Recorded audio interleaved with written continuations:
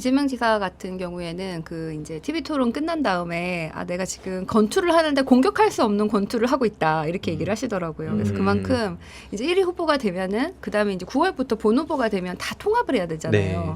그러면은 2위, 3위 후보도 통합을 해야 되니까 그 지지자들한테 상처를 주면 안 되는 거예요. 그래서 네거티브를 못하는 다 안고 가야 되는 이제 그런 상황인 거죠. 그래서 네거티브를 좀 못하시는 그런 면도 있고 또 제가 이재명 지사의 장점은 대중을 잘 이해를 하신다는 거예요. 아마 성남시장에서 시작해가지고 막 혼자서 다 뚫고 뭐 경기도지사하고 이번에 대선 후보 되고 이런 과정이 뭐 5선했고 뭐 당에서 당대표했고 이런 게 아니라 혼자서 뚫고 나오는 그 과정에서 대중이 원하는 게 뭔지를 굉장히 많이 그게 몸에 익숙하신 분인 것 같거든요. 바닥부터 시작한 사람이에요. 예, 그러니까 우리가 지금 이런 유튜브 이런 거 중요성을 우리 세대는 알아요. 우리도 지금 우리가 지금 정치를 하는 우리들은 아는데 선배들만 해도 잘 모르세요. 지금 대선 후보들 중에서도 내가 급에 안 맞게 왜 무슨 뭐 KBS도 아니고 뭐 유튜브에 나가냐 이렇게 생각하시는 분들도 있을 수 있고 이 대중들이 원하는 이 소통을 정확히 이렇게 감지를 빨리빨리 이렇게 못 하시는 분들이 많거든요. 근데 아까 추미애 후보가 지금 그런 걸 굉장히 잘하신다고 했고 또 이재명 지사는 원래 그런 걸로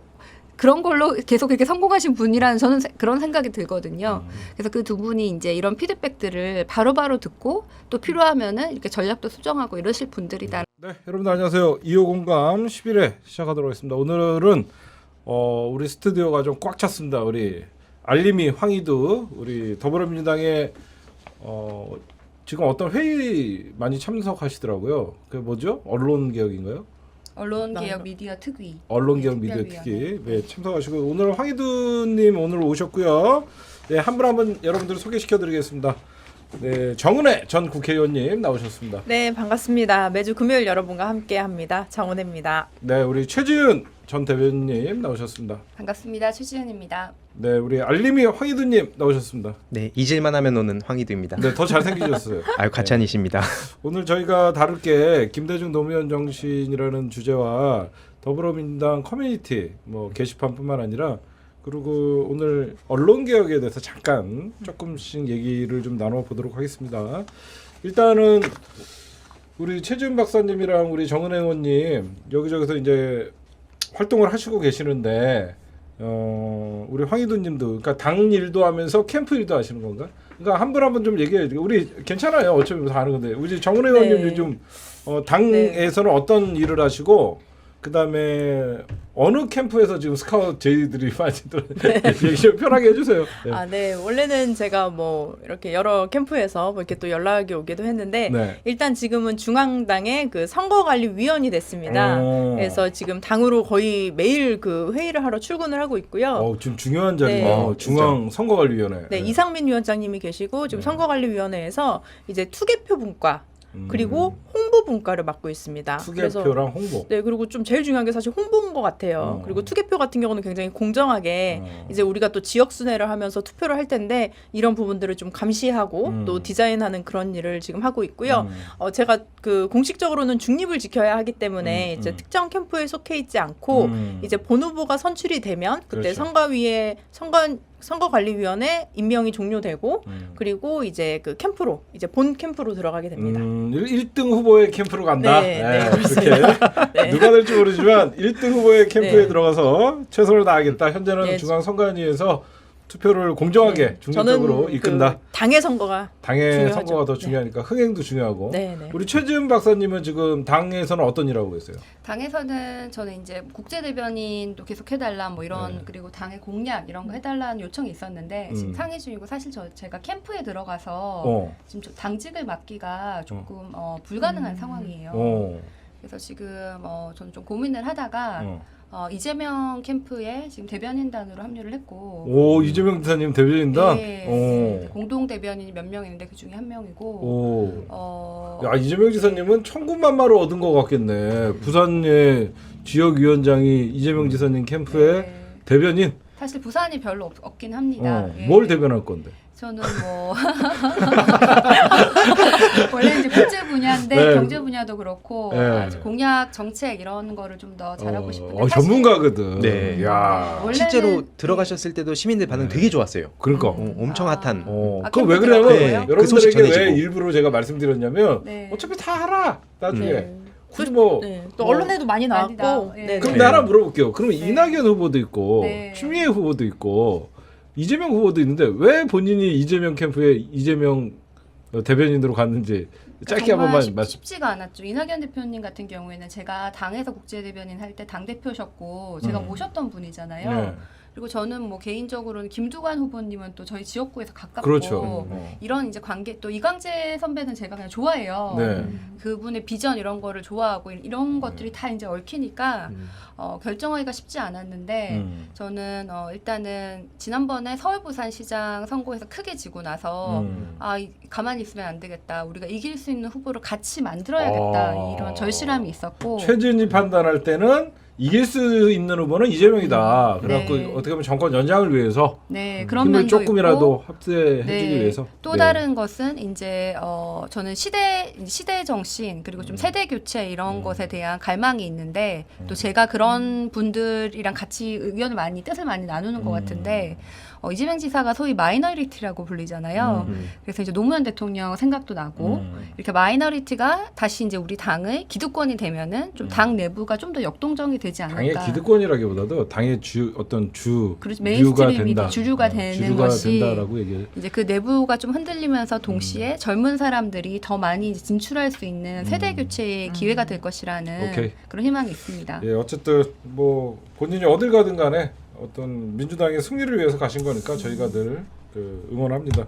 그다음에 우리 아까 그러면 민주당에서는 현재 국제 대변인 역할도 한다. 그거는 할 수가 없습니다. 제가. 아우, 그냥 무조건 이제 캠프일만 하신다? 캠프일만 해야 됩니다. 민주당에서는 이제 당의 공약, 이제 정책의 국제 경제 분야에서는 여기는 당의 중립, 공약을 여기는 만드는 이재명 걸로. 캠프. 이렇게 된 거예요. 우리 네. 황희도 우리 님은 네. 그 위원 뭐라 그래야 되죠? 황희도 위원은 네네. 지금 민주당 일도 하시거든요. 아, 네네. 저희 그 최지은 박사님하고 같이 민주당 미디어 혁신 특별위원회. 그거 하네 미디어 혁신. 저는 최근에는 안 가고 있어요. 아, 그게 캠프 때문에. 그것 때문에는 아닌데 이제 다른 캠프 일 때문에. 대변인이 된 이후에 어. 좀 당의 활동을 좀 자제하고 있습니다. 아, 예. 네, 우리 황희도님은 지금 어떤 거 당직? 그거 활동하고 있고 어. 다른 활동은 거의 최소화하면서 뭐 계속 고민이었던 게임 쪽, 인플루언서 쪽 계속 청년들 만나고 뭐 초중고 강의 다니고. 그러니까 사실 지금 저도 당 활동하면서 느낀 게 네네. 지금 현재 다음 대선이 되게 중요하잖아요. 그렇죠. 근데 또 어쨌든 다음 미래 세대의 청년이들, 청소년들도 미리 만나서 네. 또 이들의 고민이 뭔지를 좀 빨리 캐치하고. 걔네들도 좀 있으면 유권자예요. 그렇죠. 어. 지금 무엇보다도 그 청소년들 중에 이미 민주당에 반감을 가진 학생들이 많거든요. 네. 그래서 이들이 그런 마음을 돌리려면 어떻게 할 것인가? 이건 또 누군가가 해야 되지 않나 싶어서 저는 거기에 좀 초점 맞추면서 현 대선하고 좀 연결점을 찾고 있습니다. 황희도님의 20대예요 지금? 이제 30대 됐습니다. 황희도님이요? 벌써? 만으로는 20대. 만으로 20대입니다. 많이 어딨어? 아 근데 그게 많이 저도 생각 안 했는데 백신 때 딱 그게 나타나더라고요. 네. 그리고 우리가 선거 정치하는 사람들은 이제 출마할 때 무조건 만 나이로 가거든요. 그리고 생일도 굉장히 중요하고 그렇습니다. 황희도가 네. 30대? 아, 네, 30입니다. 아 어떡해 마음이 아파요. 원래는 저도 체감이 안 됐는데 딱 네. 30 되니까 이게 왜 그랬는지 알겠더라고요. 최진도 40대인데. 저 40대였어요 만으로. 야. 제가 작년까지는 39이었는데. 네. 그래서. 저는 네. 영원히 20대예요. 철딱선이 없어요. 예, 어쨌든 지금 각 그 당내 일도 하고 이제 딴 건 없습니다. 세 분 다 우리 황희도님이 얘기했지만 정권 연장을 위해서 우리가 지금 막 서로 캠프끼리 싸울 일이 아니에요 지금. 네. 저쪽은 어떻게든 이제 합치려고 막 듣보잡들이 나왔는데도 막 언론에서 띄워주다 보니까 최재형 아무도 몰라요 내 주변에. 저희 어머니한테 물어봐도 누구 그러는데 지지율 5% 나온대요. 참 희한한 현상이에요. 예, 하여튼 오늘 주제 김대중 노무현 정신과 당내 커뮤니티 뭐 지금 당내 게시판 한번 들어가신 분이 있어요? 종종. 종종 들어가요? 당내 게시판 들어가 보세요. 거기는요 전쟁터예요. 네. 거긴 전쟁터인데 이런 현상이 어느 순간부터 굉장히 거기에는 순수 어떤 후보의 지지자들도 있지만 거기서 제가 보면 늘 비판적인 글, 비관적인 글, 민주당 망해라, 누구가 되면 차라리 안 찍겠다 이런 글들이 너무 많은데 우리 누구보다도 우리 황희도님이 이런 거 잘 알잖아요. 뭐 잘 안다기보다 그냥 아무래도 익숙한 세대다 보니까 커뮤니케이션 차원에서 특히 온라인 커뮤니티에 관심 많이 갖고 있는데, 그러니까 예를 들자면은 이게 꼭 지금 당 내부뿐만 아니라 뭐 악플에 대해서 제가 주로 학생들한테 설명할 때 그렇게 얘기를 해요. 예전에는 악플러라 그러면 그냥 인신공격하고 그냥 비난을 하면 그거에 상처를 많이 받았잖아요. 네. 근데 그러다 보니까 이제 내성이 생기고 아 이런 거 신경 안 쓰게 되고, 그러다 보니까 이들이 점점 그 악플러들도 발전해온 단계를 보면 처음에는 되게 내 편인 것처럼 하잖아요. 이게 이따가 뭐 민주당과 연상해 보면 딱 떨어지는 점이 있는데, 처음에는 막 지지자예요, 응원해요, 막 이렇게 두 분에 대해서 아 정치 너무 잘하고 계세요 하다가 서서히 좀 실망스러워요. 이건 좀 잘못했어요 하면 사람이 흔들리죠. 왜냐면 이 사람은 날 우호적으로 봐준 사람인데 이렇게 하니까 비판이지. 그냥 날 비난하는 게 아니야. 그러면서 서서히 그들이 의도한 대로 갈 수 있다. 이게 실제로 악플러들이 처음에 되게 팬인 것처럼 하다가 서서히 그렇게 멘탈을 건드리고 그 사람 붕괴시키는 게 전략이 있거든요, 그게. 근데 그게 지금 당을 보더라도 민주당 뭐 남인지 옛날에 나 민주당 찍었는데 지금 실망스럽다, 이런 것들이 그 중에 하나 대표적인 거고, 요즘 특히 대선을 앞두고 지금 온갖 데에서 다 들어와가지고 그냥 민주당을 분열시키려고 작정을 한 것 같더라고요. 그러니까 애초에 뭐 당을 지지하는데 쓴소리 하는 사람도 당연히 있지만 그런 의도는 좀 구분해서 봐야 되지 않을까, 그런 차원에서 지금 저도 아까 종종 본 이유가 매번 못 보겠더라고요, 그걸. 그럼에도 불구하고 또 신경은 써야 되고 누군가가 거기서 계속 이렇게 목소리를 내주시는 분들 덕분에 어떻게 보면 고지전을 벌이고 있는 것 같은데, 그런 의미에서 그 개총수님도 계속 그런데 이제 글을 써달라고 했다가 오해를 받는 경우가 있는 것 같아요. 뭐 좌표를 찍었다느니. 근데 그게 어떤 의도로 그런 얘기를 했는지를 봐야 되지 않나. 근데 그런 거 다 떼놓고 개총수가 뭐 했다, 뭐 특정 커뮤니티에 뭐 했다, 이런 식으로 퍼지는 건 아니 민주당원들이 당원 게시판에다가 글 쓰라는 게 뭐가 나빠? 그렇죠. 개인 직접 민주주의를 위해서 의사표현을 하라는 거고 그걸 적극적으로 하라고 이렇게 말씀하신 거기 때문에 좀 그런 오해를 보면서 안타깝다는 생각이 들었습니다. 저는 저는 사실 SNS를 네. 안 하니까 신경 안 써요. 네. 누가 욕하던가요. 근데 저는 이제 제 지역구가 있잖아요. 근데 우리 지역구에 이제 이재명 지사를 좋아하는 분도 있지만 또 싫어하는 분도 있고 뭐 이낙연 지사를 좋아하는 분도 있고 다양한 분이 계신데 제가 지금 경선 때 중립을 지키지 않고 한 곳에 이렇게 가니까 그 너무 죄송한 거예요, 그분들한테. 이걸 제가 다 상의를 들어야 되나 이것도 잘 모르겠고, 또 뭐 항상 저는 그렇게 이제 뭐 제가 뭐 낙선하고 좀 불쌍한 사람이니까 이렇게 안티가 별로 없었는데 이재명 지사를 지지한다고 하니까 아, 왜 그쪽으로 갔냐 이렇게 안타까워하시는 분도 계시고, 사실은 뭐 이렇게 막 험담을 하시는 분도 계시고, 이런 게 우리 경선이 더 무섭다. 그렇지. 제가 저쪽 당이랑 싸우는 거는 괜찮은데 우리 당내 내부 경선이 이제 저희가 선택을 하는 순간 최지은 하다가 갑자기 이재명 캠프 간다니까 찢.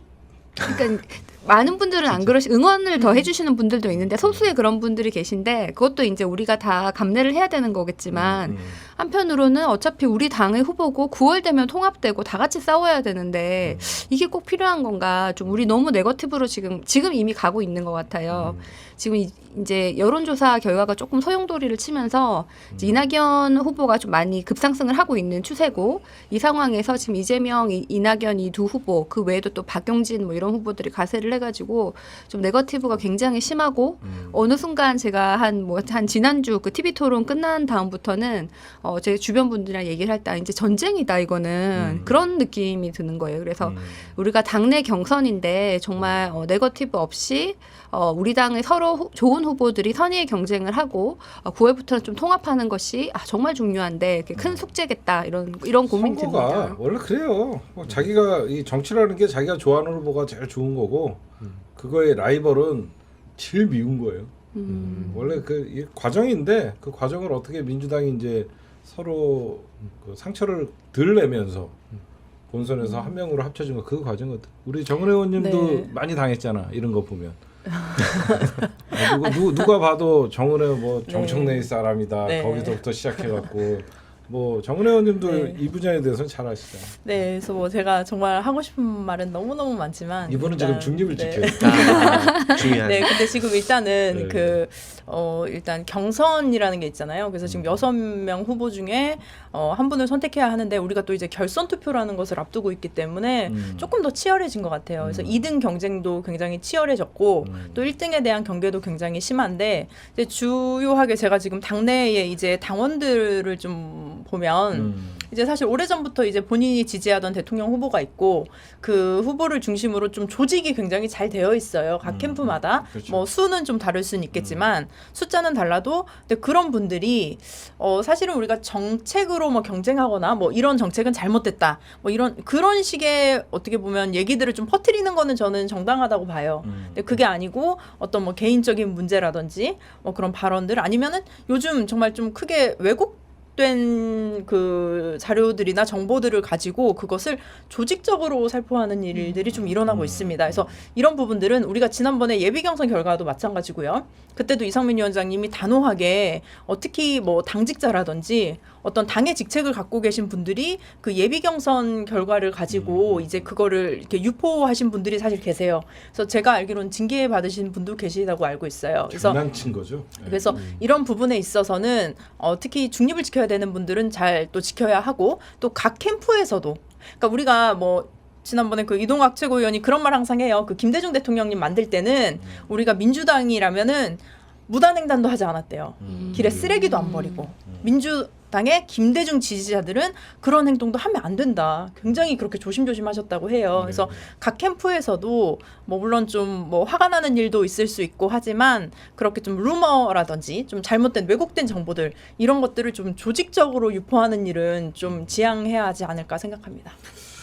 그게 좀 더 심해질 거예요. 제가 생각. 지금 아직 제대로 시작도 안 했는데 이 정도면 조금 더 과열되면 더 네. 심해질 거라고 저는 예상을 해요. 저는 지금도 이미 우리 당이 이렇게까지 제가 아마 그 전쟁의 가운데 들어가 있어서 그런지 모르겠는데 너무 과열돼 있다 이렇게까지 해야 되나라는 생각이 들어서 좀 우리가 정말 정책 경쟁이 되도록 그렇게 바랍니다. 네. 네. 이따가 이제 지금 현재 캠프 상황이나 지금 민주당 분위기 좀 알려주시고 오늘 황희도님께서 뭐 얘기할 수 있는 부분까지만 네. 지금 더불어민주당이 여러분들 7월달에 미디어법을 통과시키려고 하고 있어요. 근데 미디어 혁신 특위 네네. 위원으로 지금 황희도님이 들어가 계시는데 오늘 아주 중요한 회의가 있었는데 잘 안 된 것 같아요. 네. 어떤 일들이 있었는지 말할 수 있는 부분까지만 네. 좀 말씀해줘. 현재 미디어 특위 혁신위원장은 김용민 의원님이신데 오늘 회의가 어땠는지 좀 대충 얘기를 좀 해주시죠. 일단 최근에 미디어 혁신특위 회의를 마쳤고 저도 자세한 내용들을 구체적으로 설명을 드리고 싶지만 네. 현실적으로 여러 가지 이유로 그러지 못하는 점 먼저 양해를 구하겠습니다. 오늘 문체위 소위가 열리는 날이어서 이게 오늘 통과가 되면 이제 7월 그 본회의에 이제 통과가 되고 지지자들과 약속했던 거를 지킬 수 있는 거였는데 네.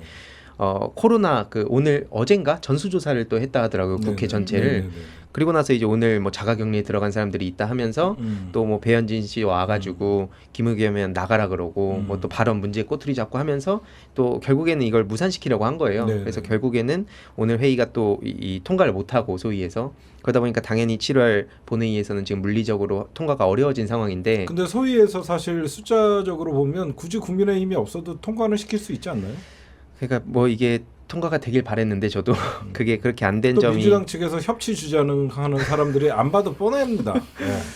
네. 민주당이 단독으로라도 통과시킬 수 있는데 또 협치 주장하시는 분들이 꼭 국민의힘이 있어야지 이건 통과된다라고 주장하시는 분들이 누군지는 얘기 안 하겠지만 그래서 통과 안 된 거지 뭘. 숫자는 압도적인데 뭘. 그쵸. 진짜 추진을 저도 해야 된다 생각했어요 개인적으로. 네. 근데 뭐 그렇게 안 된 점은 개인적으로 굉장히 아쉬웠고 결국엔 그럼에도 불구하고 어쨌든 이게 끝난 게 아니다. 어떻게 보면 아직 끝난 게 아니기 때문에 지금 포기하지 말자. 그리고 내부에 뭐 우리 최지은 박사님도 계시지만 우리 위원들이 절대 흔들려서는 안 된다. 왜냐면 어제부터 뭐 조선일보에서는 단독이라면서 이거 뭐 강행한다는 식으로 하고 이미 또 최근에 뭐 언론중재법 통과시킨다면서 언론에서 엄청나게 많은 비판을 쏟아내고 있어요. 심지어는 뭐 전두환식 미디어 통제다 이런 맹비난까지 쏟아지고 있는데 그런 비난을 받다 보면 통제였으면 걔네 다 삼천교육대가 있어요. 그러니까요. 전두환 안 살아봐서 그래요. 그 정도로 지금 공격을 하다 보면 내부에서 사람이다 보니까 흔들릴 수 있는 분들이 있을 수 있다고 봐요. 근데 저는 절대 흔들리면 안 된다. 특히 이것은 무엇보다도 가장 중요하게 시민들이 눈여겨보고 있는 또 누군가한테는 어떻게 보면 당장의 대선보다도 중요할 수 있는 거잖아요. 그렇죠. 이게 향후에 우리 대한민국 역사를 좌우할 수 있는 중요한 문제다 보니까 절대 흔들림 없이 가야 된다라는 목소리를 계속해서 낼 것이고 어찌됐든 좀 아쉽게 됐지만 끝난 게 아니라는 점 그리고 김용민 위원장한테 이 모든 화살이 가더라고요. 뭐 하냐 도대체. 위원장 맡아갖고 마치 김용민이 안 한 것 같이. 예. 근데 내부에서 엄청난 고생을 하고 있고 아마 이거는 훗날 이 개총수님이 초대를 직접 하셔서 네. 좀 이거 성과가 어느 정도 나고 자세한 얘기를 좀 들어보면 좋지 않을까 생각합니다. 그냥 저는 제가 아는 것만 깎게요. 도종환이 반대했어요. 예, 도종환이 반대하고 있고 도종환은 협치를 해야 된다. 김용민은 밀고 나가야 된다. 요 정도까지만 하면 내가 그냥 총대 매면 되지 뭘.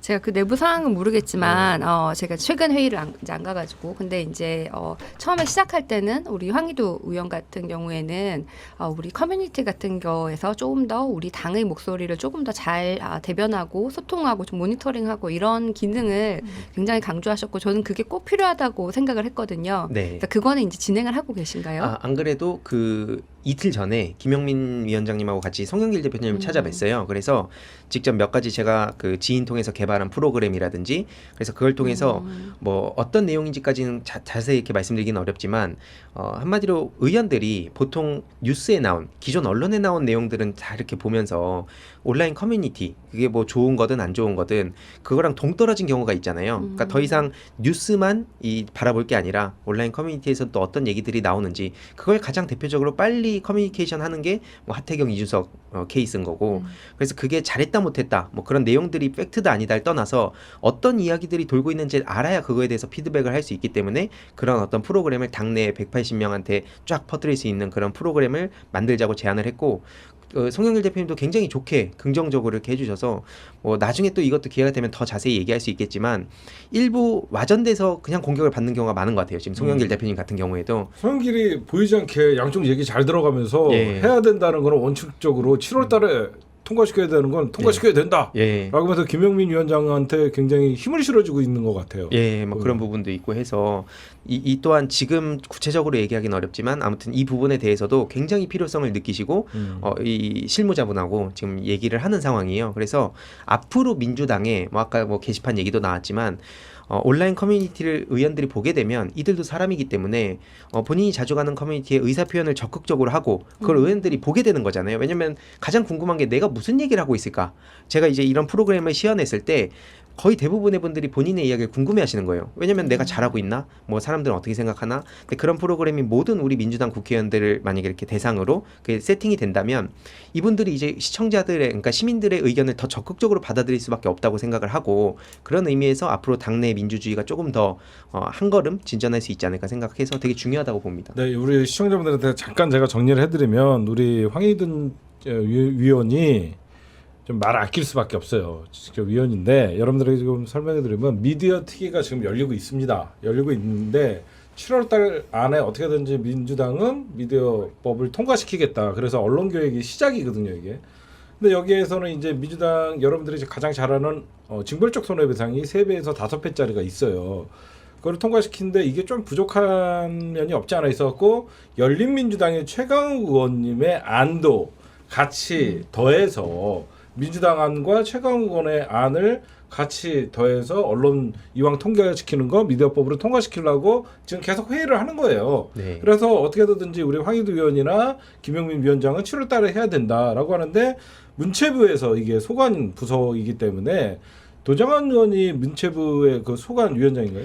예, 문체위의 지금 그 소위 위원장님. 문체부 소위를 통과해야만 이것도 법사위를 거쳐야 될 거예요. 네. 그럼 법사위는 어차피 민주당 안이 올라가면 땅땅땅 해갖고 통과가 되니까 본회의에 상정을 할 수 있는 거예요.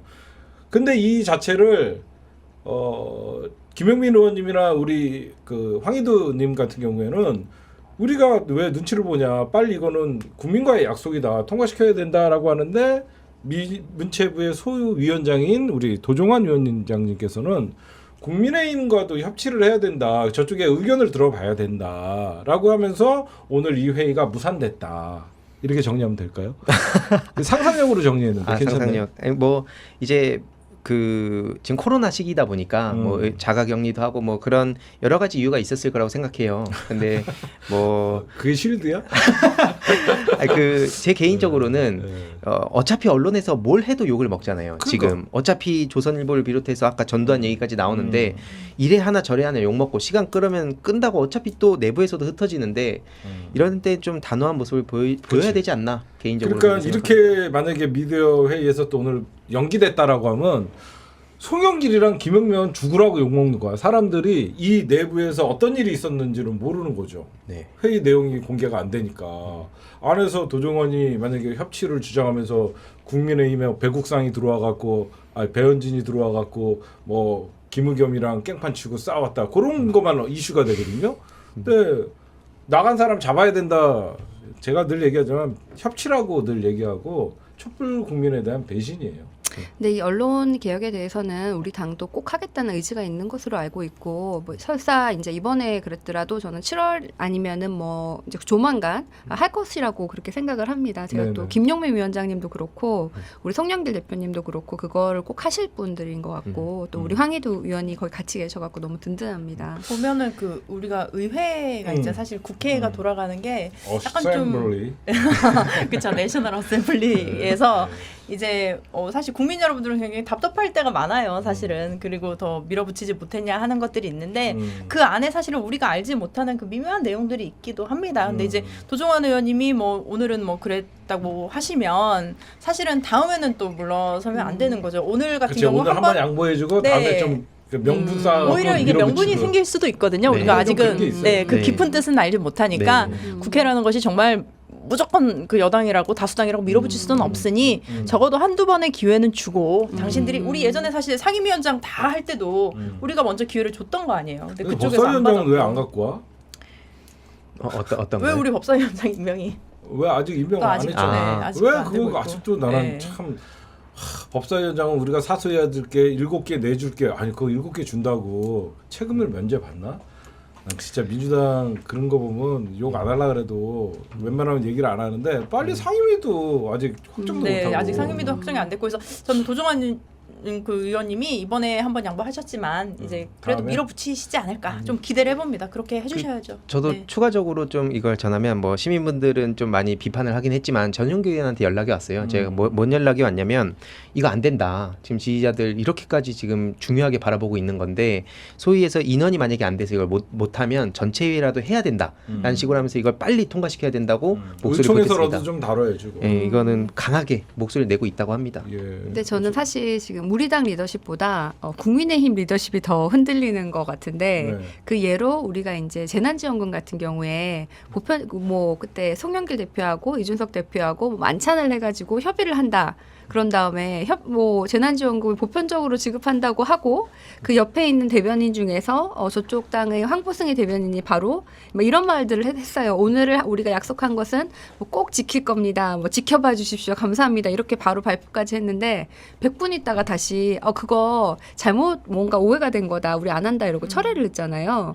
근데 그 과정에서 그런 다음에 우리 당은 다시 우리 보편적이냐 뭐 선별적이냐에 대해서 여러 가지 논란이 있었지만 결국 보편적으로 당론으로 정리를 했어요. 그래서 이렇게 민주당은 오히려 그 당대표 리더십이 그때 보여줬고 이준석 대표 같은 경우에는 리더십에 지금 리스크를 보여준다라는 생각이 들고 오히려 지금 이게 전 국민들이 지금 4차 대유행으로 굉장히 힘든데 국민의힘의 당론이 분열돼가지고 지금 보편적 선별적뿐만 아니라 지금 소상공인들도 도와드려야 되고 더 많이 두텁게 도와드려야 되는데 반대하는 모습을 보이는 거는 국민의힘에도 좋지 않지만은 또 그 당시에 여러 원내대표 그다음에 권성동 의원 이런 분들이 발언한 게 이제 이준석 대표한테 이번에 좋은 수업했으니 다음부터는 잘할 것이다 막 이렇게 얘기를 하는 게 마치 선생님이 유치원생한테 막 얘기를 하듯이 완전 애취급을 하는 거예요 상대표를.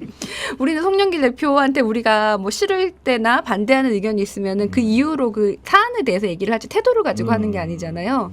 국민의힘은 이준석을 젊은 사람이 이렇게 다 선출이 됐는데 그냥 이준석 길들이기 이준석 힘 빼기 이렇게 가르치기 이런 식으로 흘러가는구나. 그래서 굉장히 대조가 된 것 같고 저는 오히려 우리 당이 훨씬 더 좋은 리더십을 보여주고 있다는 생각이 들었습니다. 지금 제가 이낙연 후보님한테 좀 답답한 게 뭐냐면 문파 그러면서 어떻게 보면 이 문재인 지지층의 스펙트럼이 되게 넓어요. 그러면서 문파 그러면서 자칭 극문 이런 사람들이라고 일부가 있는데 이낙연 대표 주위에 그런 사람들한테 쌓여 있어서 진짜 문재인 대통령 친문 지지자들이 누군지를 몰라. 이낙연의 지금 가장 그 주변에 둘러싸여 있는 게 캠프는 제가 조사를 해보면 이낙연 의원 캠프가 제일 세요. 주변에 어떤 그 국회의원들이나 그런 조직력이 제일 세다 보니까 지금 이낙연 후보의 지지율은 민주당 안에 선거를 해보면 그 엄청난 조직력과 의원들의 힘에 의해서 일부 친문 지지자라는 건 엄청난 스펙트럼이 근데 그럼 우린 반문이야? 여러 방송들을 나오라 그래도 그 일부 지지자들이 나가지 말라고 하는 바람에 못 나오셔요. 이분이 거기에 갇혀 있어요 지금. 그리고 적통 이런 얘기를 많이 하시잖아요. 이 사람이 민주당의 적통이다 그러면은 민주당의 적통은 우리 당 지지자들이 뽑은 사람이 민주당의 적통이에요. 옛날에 누구랑 친했다 이게 아니라 그래서 도대체 누가 적통? 우리가 그럼 적통이 아닙니까 그러면?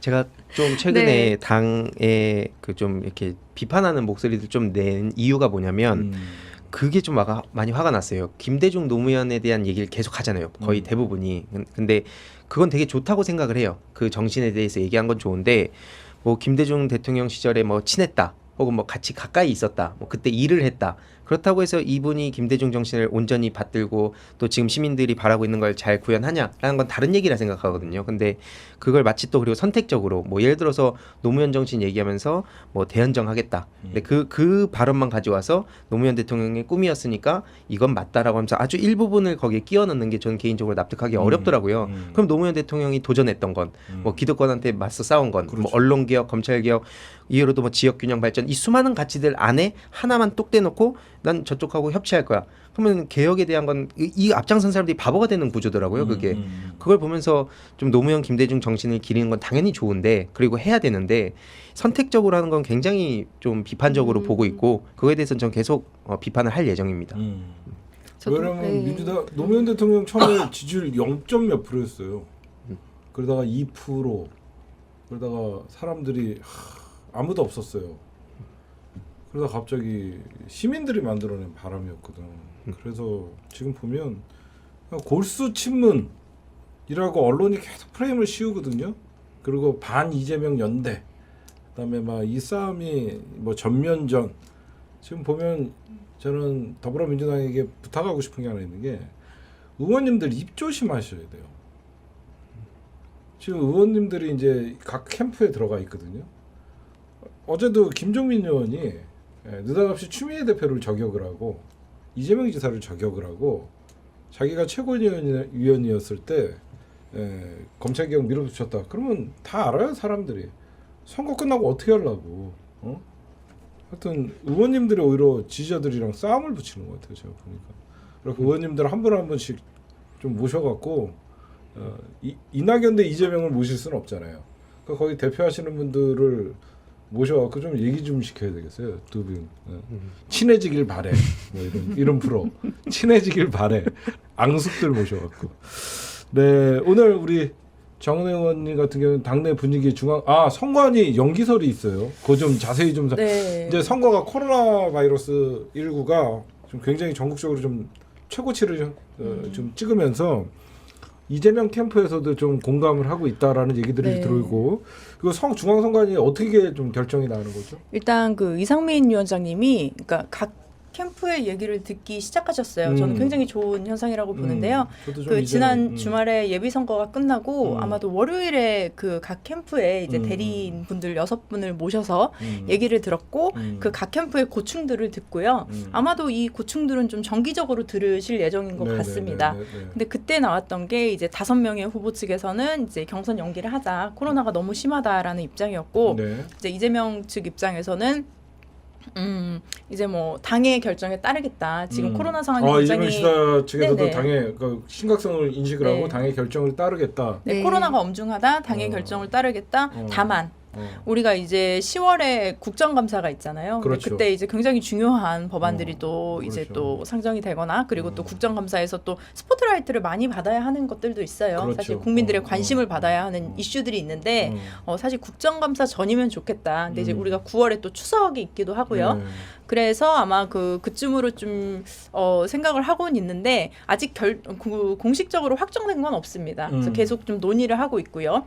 우리가 지금 보면은 전국 그 17개 시도를 이제 11개권으로 묶었어요. 그래서 11개 지역을 전국적으로 순회 경선? 순회 경선을 하게 되는데 이게 그 지역의 순회 경선을 하려면 또 거기에 뭐 컨벤션 센터라든지 이런 걸 우리가 또 미리 대여를 또 해야 되고 대여하고 네. 또 시민들 그 코로나 방역 준수하고 맞아요. 인원 제한하고 그것도 해야 되고 이제 우리가 그 지역을 도실 때마다 그 지역의 방송국에서 또 아마도 토론이 있을 거예요. 그렇죠. 네, 해당 지역의 토론이 있을 것이고 그런 것들과 그 일정을 다 같이 해야 하기 때문에 이게 뭐 한꺼번에 이렇게 미루는 것이 그 모든 일정들을 다 조정해야 하고 그리고 우리가 지금 1, 2지, 3차 그 선거인단 모집을 하는데 그게 가장 중요한 것 같아요. 지금 네. 우리 당원과 지지자들이 지금 국민선거인단 신청을 했는데 네. 그럼 그것도 연기되는 거냐? 네. 그럼 연기가 되겠네요. 그래서 이것도 그러면 최종 발표일이 연기가 되는 거기 때문에 네. 지금 일단 1차 선거인단의 투표일이나 2차 선거인단의 투표일이 지금 정해졌죠. 네. 근데 만약에 전체적으로 뭐 한 2, 3주가 연기가 된다면 이것도 연기가 되는 연기가 될 것인가 말 것인가 이 부분도 사실 왜냐면 투표는 아직 정해진 건 없어요. 네 결과는 사실 결과를 늦게 발표할 수도 있는 거니까요. 저는 결과를 이렇게 발표하는 네, 게 그래서 나을 것 그런 같아요. 부분에 있어서 더 논의가 있어야 하기 때문에 이런 세부적인 것들을 한꺼번에 다 조정을 해야 돼요. 그럼 언제 정도 그래서 우리가 자세한 거를 알고 혼선을 빚지 않을 수 일단 있을까요? 우리가 각 캠프의 의견을 이번 주에 이제 수렴을 했고 아마 다음 주쯤 그래도 어쨌든 7월 안에는 이게 결정이 나겠죠. 그래서 이제 아마도 한 다음 주나 뭐 다다음 주 안에는 늦어도 결정이 되지 않을까. 왜냐면 그 지역 순회하는 일정들도 보면 우리가 그냥 우리 당에서 자체적으로 여는 행사가 아니고요. 그 행사 때마다 그 선관위원들, 그 중앙의 선관위였죠. 그 정부의 그 선관위원들이 또 참석을 해야 돼요. 네네. 이게 공정하게 투표가 진행되고 있는지 안 되는지. 그리고 우리가 또 현장 투표 같은 경우는 전자 투표로 진행되거든요. 네네. 그래서 그 기계 같은 것도 또 네네. 이렇게 대여를 해야 되고 예. 이런 좀 복잡한 문제들이 있어서 오. 그런 부분까지 다 좀 같이 고려를 지금 하고 있습니다. 네. 그러면 이번 주 안에 좀 확정되었고 다음 주부터는 윤곽이 드러나겠네요. 그러니까 아마 다음 주 정도에 좀 논의가 더 활발히 되지 않을까. 시간이 별로 없어요. 아직은 뭐 논의가 된 바는 없습니다. 공식적으로 회의에서 논의된 바는 없습니다. 저희 개국본 캠프의 의견은요. 네. 한 2주 정도는 연기하는 것도 나쁘지 않다. 네. 왜냐하면 그 현재 코로나 바이러스 19가 변이 바이러스가 돼갖고 굉장히 최고치를 찍고 있기 때문에 일단은 우리가 7월 25일까지 지금 4단계거든요. 그 이후에 좀 진정세를 보이면 그 이후에 좀 일정대로 하는 것도 나쁘지 않다. 그리고 뭐 2주나 뭐 추석도 있고, 그러니까 무조건 저건 있어요. 더불어민주당이 중요한 거는 국정감사 전에는 끝내야 돼요. 모든 이슈가 또 국정감사에 빨려 들어가요. 그렇기 사실 때문에 이재명 캠프의 입장입니다. 지금 말씀하신 게. 그래요? 네, 어느 정도 약간의 이제 변동은 가능하다. 사실 우리 이재명 예. 캠프뿐만 아니라 이낙연 후보나 모든 캠프가 국정감사 이후에 이전에는 끝내야 된다라는 생각을 했거든요. 근데 이제 이제 뭐 추격을 하시는 후보 측에서는 시간이 더 필요하시다고 생각하시는 걸 수도 있는데 그 이유는 모르겠지만은 코로나 상황이 그때 돼서 어떻게 될지를 모르는데 지금 무슨 날짜를 못 박냐 그때 가서 다시 봐야 된다 이렇게 주장하시는 후보들도 있는 걸로 알고 있습니다. 네. 그리고 지금 선거가 우리가 이제 대면이 거의 불가능한 상황이 됐어요. 원래 예정대로였으면 과거 같았으면 지금 대통령 후보가 전국을 다닙니다. 그러면서 지역에 계신 분들 이렇게 이슈별로 정책별로 계속 만나는데 지금 그런 일정이 거의 없죠. 그리고 우리가 경선 기간 동안은 아마도 온라인 그리고 미디어 선거가 될 가능성이 굉장히 큽니다. 그래서 TV 토론이라든지 이런 경우도 더 횟수가 많아질 것 같고요. 그리고 저는 각 후보님들이 이렇게 시사타파라든지 이렇게 진보 유튜브 채널에 좀 많이 출연을 해주시면 좋을 것 같아요. 꼭 한 번 출연하실 필요도 없을 거고요. 그 공정성 시비가 걸린다면 뭐 각 후보님들이 2번씩 출연하실 수도 있고 이런 식으로 본인을 좀 많이 알리시고 그런 미디어, 언론을 좀 많이 활용을 하시는 게 좋지 않을까 생각합니다. 네. 그리고 당에서도 지금 그런 기획도 충분히 하고 있고요. 그렇죠. 뭐 유튜브 출연하는 건 본인들 마음이니까 저희가 뭐 항상 열려 있지. 뭐 누구는 오지 마라. 저 박용진은 오지 마세요. 제가 대놓고 얘기하는데 박용진은. 근데 저는 박용진 후보도 또 우리 당의 그 젊은 후보 이런 면에서는 뭘 젊어요? 50이 넘었는데. 네, 상대적으로 예. 뭘 그러니까 모두 다 모든 후보를 다 부르셔야 되는 것 같아요. 박용진은 저는 네. 제가 유일하게 싫어하니까 오지 마세요. 그다음에 지금 그 여기저기서 이제 캠프 얘기를 하는데 이재명 지사 캠프 쪽 분위기는 어때요 지금? 일단은 이제 아까 정은혜 의원이 얘기하신 것처럼 캠프는 지금 아주 소규모로 돌아가고 있어요. 비대면 중심이라서 옛날처럼 큰 장소에 큰 캠프가 아니고 네네. 뭐 대부분 이제 회의도 줌으로 화상으로 하고 뭐 TV 토론 이런 게 더 중요하고 조직보다는 이런 게 더 중요한 선거기 때문에 일단 규모가 작은데 캠프는 사실은 우리는 열린 캠프라고 부르거든요. 그래서 수직적이 아니고 수평적으로 하자라는 분위기고 또 좀 화기애애하죠. 그래도 1등 후보니까. 근데 다만 지난번에 우리 컷오프 했을 그 당시에 TV 토론을 하면서 우리 캠프도 좀 이제 이재명 지사를 지지하는 사람들로부터 좀 비난을 듣는 면이 있었는데 일단은 중도층으로부터는 뭐 바지 발언 뭐 이런 것이 좀 품격에 떨어진다 이런 비난을 받은 적이 있고 또 남자니까 제가 바지를 내릴까요 그러지 내가 치마를 내릴까요 그럼 이상하잖아. 근데 이제 거기에 대해서 조금 대통령 후보로서의 품격에 대해서 얘기를 하시는 그래서 분도 그 다음부터 있고. 이낙연이 품격 하는구나. 그리고 또 이제 또 극성 지지자들 같은 경우에는 원래 사이다였는데 지금 김 빠졌다 뭐 이렇게 왜 갑자기 기본소득 1호 공약이라고 안 하냐 뭐 이제 또 이런 말 메시지에 대해 가지고 좀 예. 이제 비판이 많은데 이제 캠프가 잘못하는 거 아니냐 니네 지금 뭐 하고 있냐 뭐 이런 소리를 많이 들었어요. 그런데 이제 지금 다시 조금 방향을 전환하고 있는 그런 상황이고 사실 지금 가장 우리 당으로서는 좋은 게 지금 경선의 역동성이 생기고 있습니다. 그래서 지지율을 보면은 원래 이제 양강 구도였는데 이재명 뭐 윤석열 양강 구도였는데 윤석열 후보가 지금 갑자기 뚝뚝뚝뚝뚝 떨어지면서 이재명 네. 조만간 윤석열은 20%도 붕괴될 것 같아요. 굉장히 이렇게 확 이렇게 떨어지면서 그 또 우리 내부의 이 경선 우리 그 컷오프를 하면서 컨벤션 효과도 있고 그래서 민주당이 좀 더 잘하는데 상대적으로 이낙연 후보가 많이 올라가셨고 이재명 후보도 올라갔는데 그 폭이 이낙연 후보가 더 많아요. 그래서 그 갭이 약간 줄었다 이렇게 돼 있는데 그럼에도 불구하고 이제 양자 대결을 했을 때는 이재명 후보가 좀 압승 카드다. 이낙연 후보는 조금 불안하다. 이런 게 사실은 여론조사의 결과인데 이제 여론조사가 한 뭐 여러 가지가 있잖아요. 그래서 딱 하나만 보면은 좀 결과가 좀 어느 쪽에 유리하고 뭐 이걸 보면 어느 쪽으로 유리하고 이걸 가지고 지금 굉장히 치열하게 신경전이 벌어지고 있습니다. 이런 분위기로. 저는 네. 그 뭐 각 지지자별로 자기 후보가 더 지지율이 오르길 바라는 건 당연한 거예요. 근데 저는 이낙연 후보의 지지율 상승은 좋은 현상이에요. 왜냐하면 민주당의 파이가 커지는 거예요, 점점. 그렇잖아요. 네. 이재명 지사도 뭐 25%의 마의 벽을 깨고 올라가잖아요. 근데 이낙연은 계속 만약에 10%대 머물렀다가 계속 떨어지면 둘이 합쳐봐야 파이가 40밖에 안 나와요. 근데 이낙연 후보, 그러니까 이재명은 30을 돌파하고 이낙연도 뭐 20 몇을 돌파하고 그러면 민주당이 좋은 현상이에요. 이거 그래서 뭐 이기는 후보는 초조해야 할 필요 없고 따라가는 후보도 뭐 조금만 더 힘내시고 뭐 저는 좋은 현상이라고 봅니다. 예, 저 같은 또, 경우에는 네. 누구로 정권 교체가 필요한 선거는 아니에요. 민주당으로 정권 교체가 아니라 정권 연장을 하면 되기 때문에 추미애 캠프 상황 좀 아시는 분 있어요? 저도 따로 제가 얘기해야 되는구나. 추미애 캠프 상황은요 지금 참 놀라움의 연속이에요. 왜 그러냐면 처음에 시작할 때 뭐 주위에 아무도 없었고 본인이 갖고 있던 정치적 커리어에 비해서는 뭐 5선의 어떤 당대표 출신의 그렇지만 주변에는 아무도 없는 쓸쓸한 시작을 해갖고 대선을 도전을 해야 되나 말아야 되나 그런 고민도 하셨는데 일단 막상 부딪히니까 저분이 만약에 대선 도전을 안 했다 그러면 화병에 어떻게 될지 몰랐을 거다라는 생각까지 들더라고요. 그러니까 너무 검찰한테도 1년 1개월 동안 거의 당했죠. 언론에 집중 포화를 맞고 다니면서 이제 계속 자기가 그동안 하고 싶었던 얘기를 북콘서트나 어떤 그 TV 토론 같은 데서 하시면서 어떻게 보면 윤석열을 키웠다라는 그게 추미애 장관이 되게 아팠나 봐요. 추윤 갈등으로 인해서 윤석열 대권 후보에 키웠다. 근데 시간이 지날수록 윤석열 장모가 구속되고 추미애 장관이 그 당시에 수사 지휘권 발동했던 내용이 그대로 네. 지금 지금 수사 내용이 밝혀지고 그래서 추미애가 옳았다가 되면서 추미애 장관을 그동안 당해서 서운한 마음이 있었잖아요. 좀 자중하시라. 그 얘기한 게 정세균 총리고 그 당시에 이낙연 대표였고 그 얼마나 서운했겠어요. 동지들이 자기를 지원해주지 않으니까. 그런데 지금 놀라운 게 11억을 돌파했어요. 진짜 어떻게 보면 조직을 많이 가꾼 국회의원들이나 이렇게 딱 하면 뭐 500만 원씩 한 10명 하면 5천이거든요.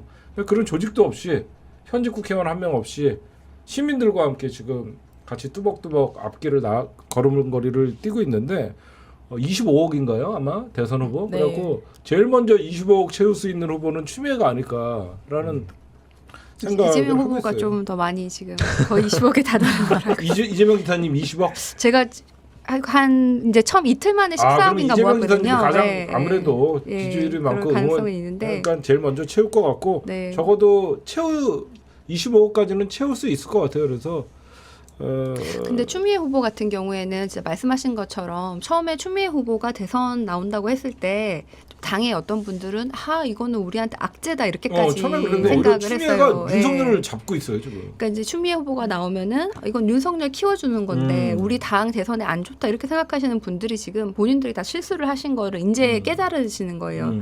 일단은 생각보다 파급력이 엄청 있으시고 나오시자마자 3위 바로 이렇게 되고 지금 2위도 뭐 넘볼 수도 있다 이런 얘기도 있잖아요. 그러니까 3, 4위를 하시는데 사실 정세균 후보 같은 경우에는 세력이 있잖아요. 오랜 동안 뭐 우리가 당의 적통이라고까지 얘기를 하실 정도로 세력이 있는데 그 지지율을 바로 뭐 넘기도 하고 뭐 덜 넘기도 하고 이게 굉장한 파급력이 있다고 보이고 또 저는 추미애 그 후보의 메시지가 참 좋은 것 같아요. 이렇게 말씀하시는 거 보면은 뭐 민주당 나와. 민주당 그래, 나와요. 그렇지. 우리가 지금 딱 하는 얘기가 우리가 딱 하는 요약돼 얘기를 있어요. 왜 그래? 네. 근데 유튜브만 보신대요. 아니 제가 실제로 그래서 한동안 되게 이상했어요. 그러니까 뭐냐면 이게 대선 후보에 나온 사람이 이런 얘기를 해도 되나 싶을 정도로 한동안 이 민주당의 길을 잃었던 거구나. 그러니까 이게 당연한 건데 그러니까 정치인이 말 그대로 데이제에서 이 사람들의 그 열망을 담아서 데이제를 통해서 그걸 구현해달라고 뽑히는 건데 어느 순간 뽑히고 나면은 외연확장이라는 명분으로 본인의 색깔도 잃게 되고 또 그러다 보면 당연히 동력도 상실되고 지지자들은 떨어져 나가고 이게 계속 반복되는데 제가 최근에 그래서 글을 한번 썼던 게 있었어요. 조국 전 법무부 장관님에 대한 제가 처음 당에 들어갔을 때 조국을 버려야 네가 큰다.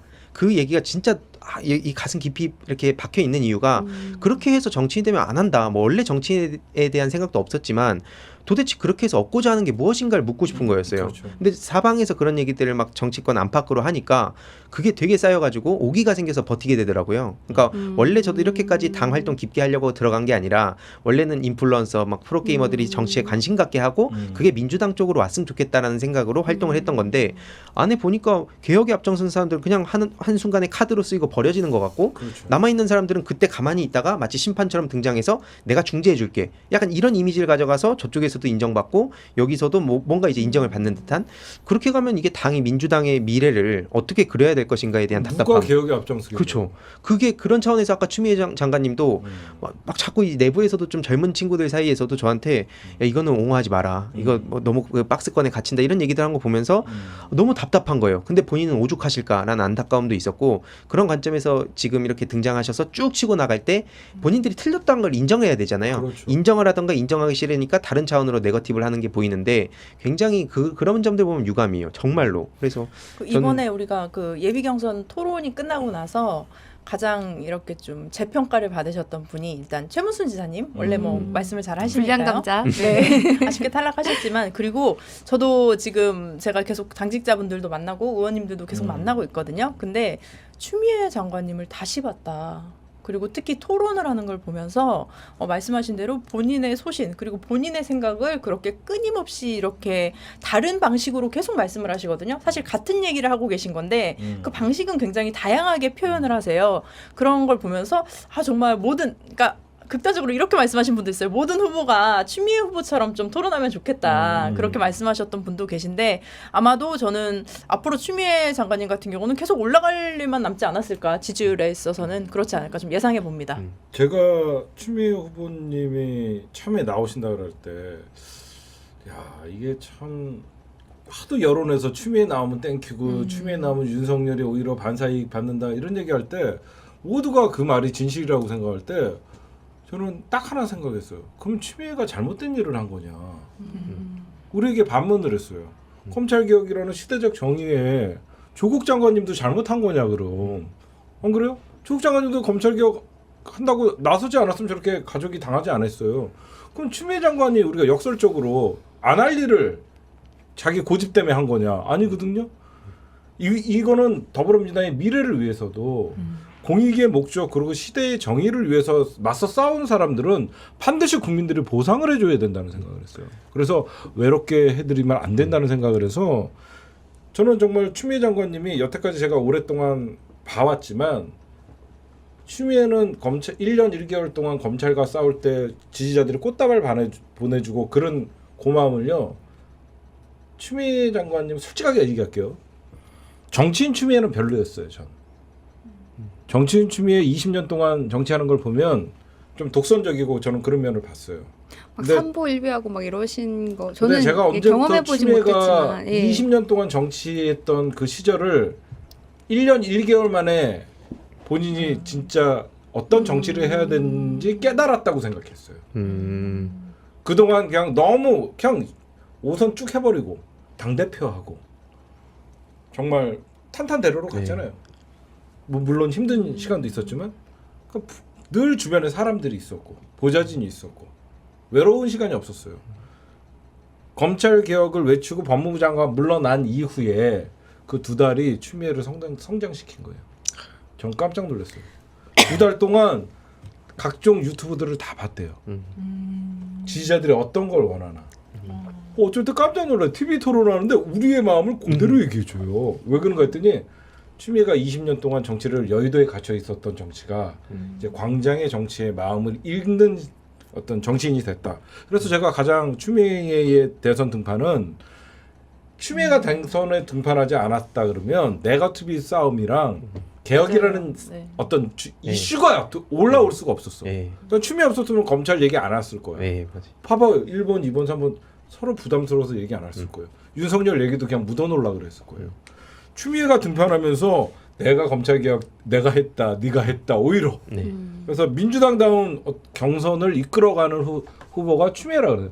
비록 추미애가 뭐 2등을 못하고 1등을 못하고 중간에 어떤 미풍에 그칠지언정 민주당다운 경선으로 만드는 저는 효과는 있다고 생각해요. 개인적으로. 저도 진짜 되게 공감 많이 하는 게 그 협치 뭐 이거 자체를 제가 부정하는 게 아니잖아요. 그러니까 그렇죠. 당연히 한국 사회에서 현실적으로 어쨌든 제1야당도 인정을 해야 되는 건데 그렇다고 해서 저기에 끌려다니는 거냐? 그러니까 협치랑 이게 완전히 되게 애매모호하잖아요.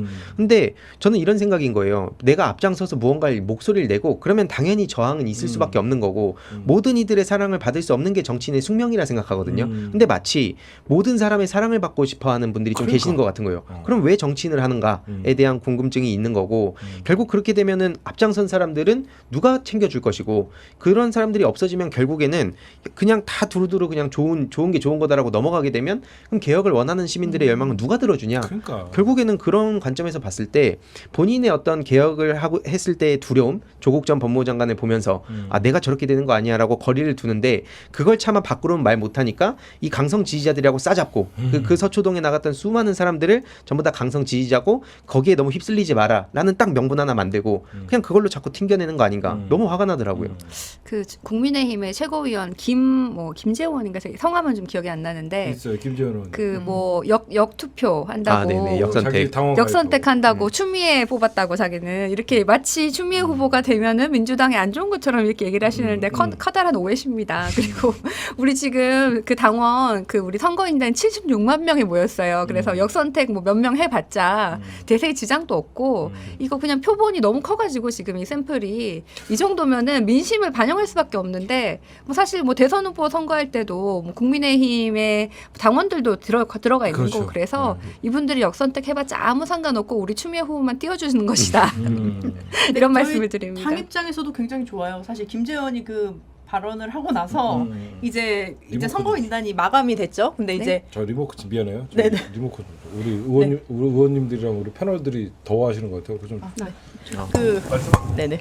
그 김재원 최고가 얘기를 하고 나서 오히려 민주당 선거인단에 대한 관심이 높아졌고 1차 선거인단은 마감이 되었지만 지금 7월 16일부터 2차 선거인단을 또 네네. 모집하거든요. 그래서 그때는 더 많은 분들이 관심을 가질 것이고 오히려 최지은 박사님 말씀하신 것처럼 그 추미애 장관님은 좀 띄워진 게 아닌가. 정말 저쪽에서 하지 말라고 아니면 저쪽에서 한다고 하면 우리는 더 그분의 위대함을 좀 더 알 수 있으니까 저는 좀 긍정적으로 평가를 합니다. 하지만 그 다른 당 선거에 그렇게 개입하면 안 되죠. 이게 좀 상도에도 어긋난다 이런 얘기도 하는데 좀 그러면 안 그 되는 부분이 거죠. 제일 좋았어요. 그 뭐 다양한 부분들에서 있었지만 그 토론할 때 추미애 전 장관님하고 이재명 지사님하고 뭐 진보적 개혁 경쟁을 해보자. 약간 이런 게 이게 기존에 아까 말씀하신 대로 기존의 대선 흐름이었다면 그 단어 자체를 못 들었을 것 같은데 막 민생 얘기하고 경제 얘기하고 뭐 성장 얘기하고 그렇게 무한 반복됐으면 과연 그럼 우리들의 이 마음은 어디로 갈 것이고 그렇게 설령 대선을 이겼다고 친들 그러면 결국에는 우리가 앞으로 기존의 민주당의 그 역사와 가치를 이어갈 수 있을까? 그러니까 뭐 김대중 노무현에 대한 얘기를 하지만 그럼 김대중 노무현 정신이 무엇이냐? 그러면은 되게 다양한 사람들이 다양한 방식으로 그 정신을 이어가고 있는데 그냥 딱 떼놓고 그렇게 얘기하는 게 그래서 더 화가 났던 것 같아요. 근데 우리 황희도 씨는 얼굴도 잘생겼는데 말도 저렇게 잘해. 아닙니다.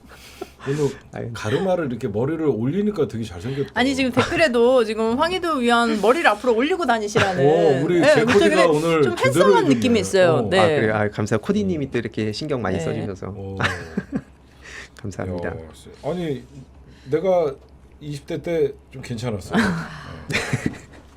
나를 보는 거. 네. 어쨌든 우리 딴 거 없어요. 훈훈하네요. 그 네. 민주당 내가 가장 짜증났던 게 민주당 경선에서 막 누가 더 개혁적이냐 막 이런 나는 그렇죠. 경선이 될 줄 알았는데 네.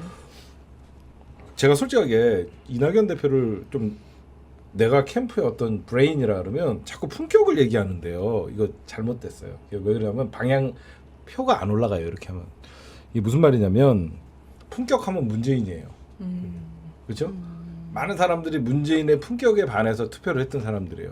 근데 문재인에게 이제 또 반감을 가진 사람들은 어떠냐? 너무 품격적이다. 이러려고 좀 휘어잡는 카리스마가 있어야 된다. 근데 또 이낙연 후보가 품격을 얘기하면요. 지금 많은 사람들이 어쩔 때 문재인 대통령 부편하는 사람들이 고구마라는 얘기를 하거든요. 네. 그러면 자꾸 또 고구마를 뽑을 것이냐 이런 얘기를 하는데 지금은 전사가 필요해요.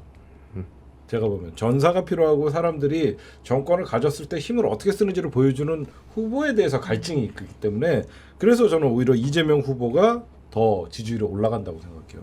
전략을 품격을 잡는 거는 그냥 이재명 지사의 네거티브를 위한 그런 어떤 워딩 같은데 저는 이낙연 후보도 빨리 개혁적인 얘기를 좀 많이 했으면 좋겠어요. TV 토론 이후로 이낙연 후보가 좀 급상승하고 있는 건 사실입니다.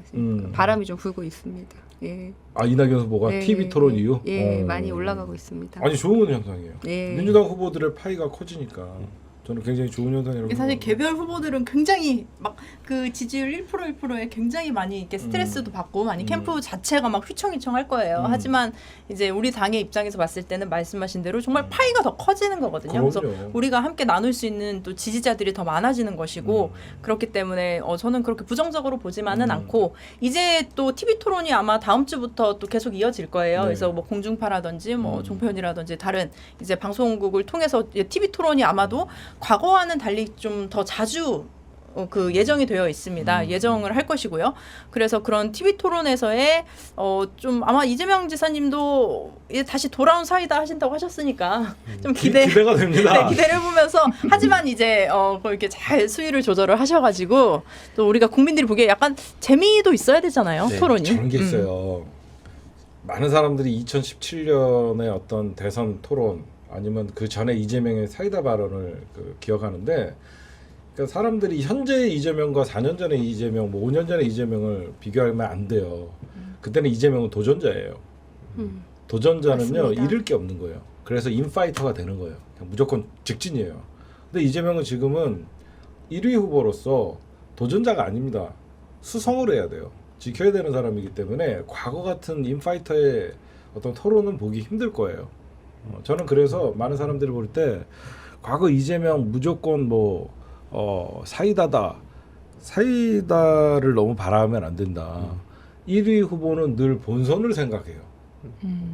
그래서 답답한 거예요. 내가 지금 만약에 이재명 지사 같으면 나는 여기서 막 공격을 하면 얘 좀 같이 갑시다 이렇게 얘기하고 왜 이 사람의 머리는 국민의힘 후보와 싸울 생각이 있거든요. 근데 2등, 3등은 1등을 잡아야지 내가 본선에 올라가니까 강한 공격을 할 수밖에 없어요. 너무 그러니까 많습니다. 그런 네. 것도 여러분들이 좀 생각을 하시고 보셔야 돼요. 그리고 우리가 TV, 이제 네. 그 결선 투표 얘기를 드렸잖아요. 그래서 네. 아마 2등이 굉장히 더 치열해질 거예요. 그러니까 예비 경선 때는 우리가 뭐 반 이재명이다 이랬지만 오히려 지금은 또 뭐 반 이낙연이다 이런 얘기도 있고. 근데 어쨌든 사실은 2등만 되면 결선 투표로 갈 수도 그렇죠. 있는 거거든요. 오히려 더 가능성이 더 높아지기 때문에 저는 2등에 대한 견제 그리고 2등이 되고 싶어 하시는 분들의 그런 또 그런 토론에 있어서의 또 다른 태도들이 분명히 저는 있을 거라고 봅니다. 이재명 지사 같은 경우에는 그 이제 TV 토론 끝난 다음에 내가 지금 건투를 하는데 공격할 수 없는 건투를 하고 있다 이렇게 얘기를 하시더라고요. 그래서 그만큼 이제 1위 후보가 되면은 그 다음에 이제 9월부터 본 후보가 되면 다 통합을 해야 되잖아요. 네. 그러면은 2위, 3위 후보도 통합을 해야 되니까 그 지지자들한테 상처를 주면 안 되는 거예요. 그래서 네거티브를 못하는 다 안고 가야 되는 이제 그런 상황인 거죠. 그래서 네거티브를 좀 못하시는 그런 면도 있고.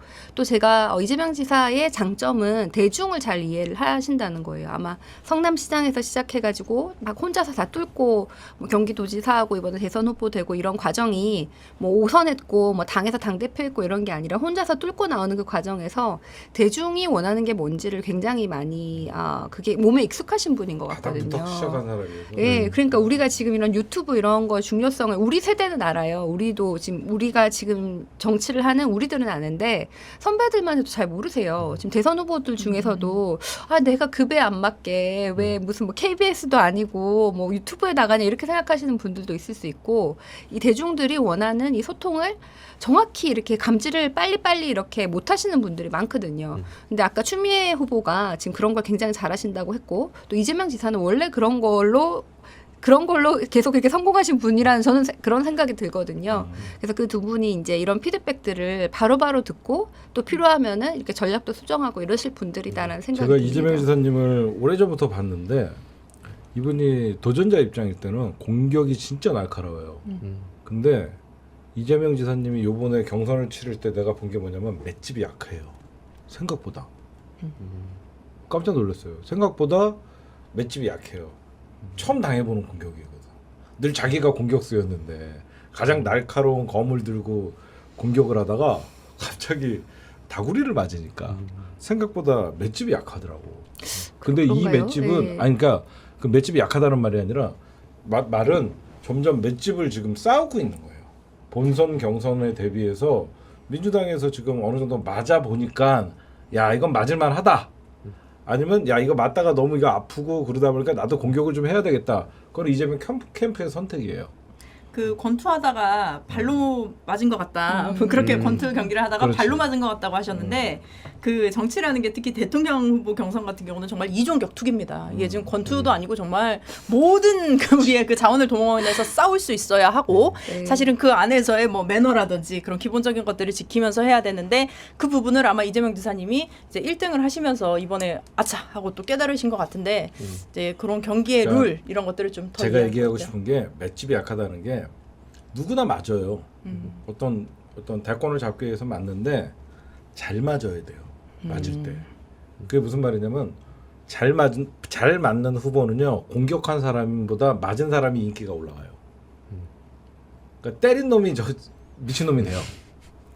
그러니까 맞을 때 잘못 맞으면 그러니까 어설프게 뭐 방어한답시고 하다가 제대로 맞아버리면 회복이 안 돼요. 근데 맞을 때 철저하게 모든 걸 내려놓고 제대로 맞으면요 맞는 사람에게 동정표가 가는 거예요. 그래서 제가 그 뜻으로 얘기한 거예요. 맞을 때 잘 맞아라. 그 맷집을 키워야 되는 거예요. 안 맞을 수는 없어요. 네. 1위 후보는 맞아야 돼요. 맞는데 제대로 맞아야 된다. 급소를 피해서.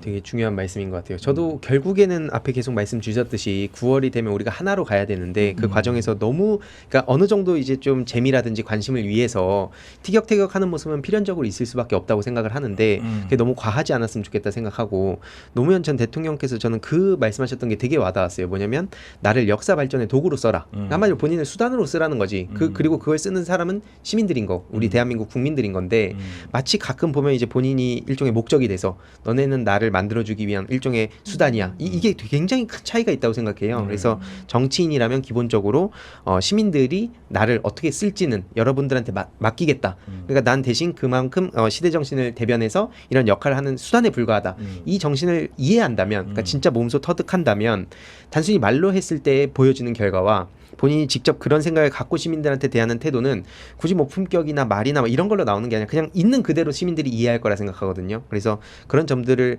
어느 정도 인지하고 노무현 정신을 얘기하더라도 했으면 좋겠다. 그런 생각을 많이 했습니다. 그리고 특히 예. 엘리트주의는 이제 좀 끝나가고 있다고 저는 생각해요.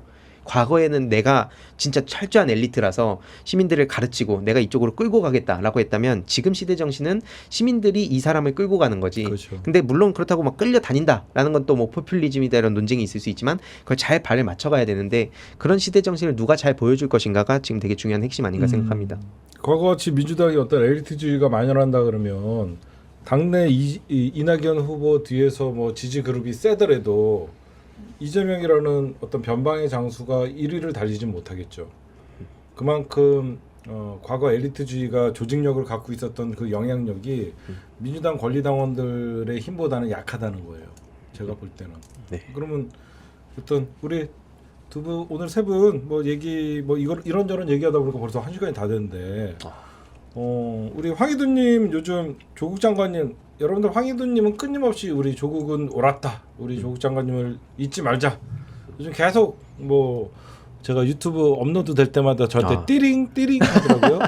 예, 여러분 구독자들 구독 몇 명이에요? 우리 지금 32만 명 좀 넘었습니다. 와, 혼자 이렇게 바쁜 와중에 틈틈했는데 32만 명이에요. 네, 혼자서 와. 방송을 하는 거예요? 네 하고 요즘 또 초중고 라이브도 강연 하죠. 라이브는 근데 거의 못 하고 있습니다. 이러죠? 물리적으로 시간이 안 돼서. 짤 영상만. 네, 그래서 그 요즘 초중고 강의를 다니고 있는데 결국엔 지금 메타버스 얘기도 나오잖아요. 근데 저는 메타버스가 되게 중요하다고 보는 게 유튜브란 플랫폼 어쨌든 저희가 불리한 메타버스가 뭐예요? 그 한마디로 이것도 되게 아예 주제로 다음에 한번 갖고 와서 얘기해 보면 좋을 텐데 나도 몰라 그게 뭐야? 일종의 그러니까 뭐 부캐 같은 데로 이제 요즘 청소년들 같은 경우에는 그 안에서 막 가상 세계를 펼쳐서 그 안에서 뭐 그 구현하는 게 또 여러 가지가 있지만 게임도 있어요. 그러니까 게임 안에 가상의 캐릭터를 통해서 본인의 어떤 그 가지고 있는 욕구, 욕망 이런 걸 막 대신해서 풀기도 하고 그래서 그 안에서의 엄청난 세계관이 형성이 돼 있거든요. 근데 지금 청소년들은 거기에 완전 익숙해요. 막 블랙핑크, BTS, 다이너마이트도 거기서 최초 공개하고 완전히 다른 세계라고 보시면 됩니다. 게임이야, SNS야. 그러니까 게임 안에서 그걸 구현할 수 있는 일종의 기술이고 그걸 이제 게임을 통해서 그걸 막 구현을 하고 있는데